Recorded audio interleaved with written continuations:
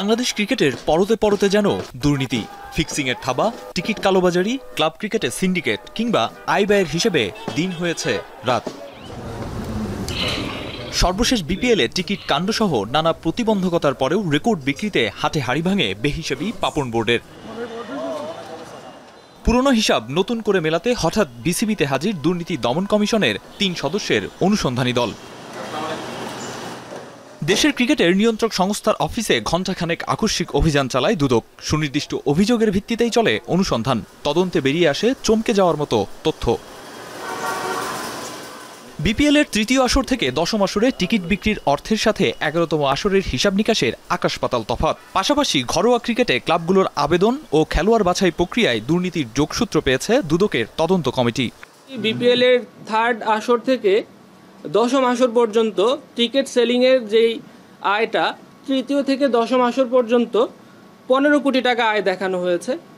কিন্তু বিসিবি যখন নিজেরা দায়িত্ব নিল যে আমরাই টিকিট সেল করব, তখন ১১তম আসরে আয় দেখানো হয়েছে প্রায় ১৩ কোটি টাকা। ২ অথবা ৩টা টিম এখানে শুধুমাত্র আবেদন করত, তা থেকেই তারা বাছাই করত ২টা অথবা একটা টিম এরকম। কিন্তু এবছর দেখা গেছে যে আপনার ফি যখন ১ লক্ষ টাকা করে দিল, তখন ৬০টা ক্লাব অ্যাপ্লাই করেছে। বিগত সরকারের আমলে মুজিব শতবর্ষের কনসার্টের জন্য মূল বরাদ্দের চেয়ে বেশি খরচ দেখায় পাপনের বোর্ড, কিন্তু তদন্তে দেখা যায় ১৮ কোটি টাকার গরমিল।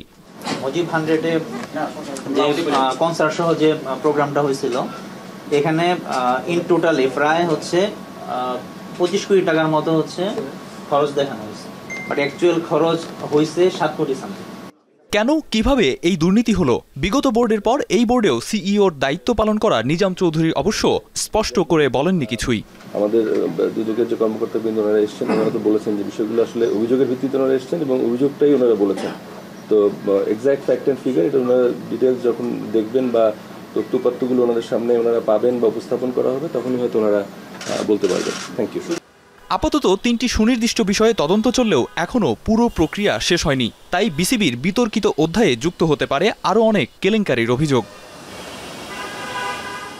বিগত সময়ে বিসিবিতে দুর্নীতি ও নানা অনিয়ম অভিযোগের প্রেক্ষিতে দুদকের অনুসন্ধান চলছিল আগস্ট মাস থেকেই।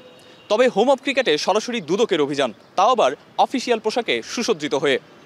সম্ভবত বিসিবির ইতিহাসে এটাই প্রথম ঘটনা। কাঙ্ক্ষিত নাকি অনাকাঙ্ক্ষিত সেই তর্ক আপাতত থাক, তবে নানা প্রশ্নমানে প্রশ্নবিদ্ধ বিভিন্ন কর্মকাণ্ডে বিসিবিতে যেই দুর্নীতির সূচনা হয়েছিল আগেই, এবার তার প্রতিকারের পালা। আরিফুল ইসলাম সাহাব, এখন, ঢাকা।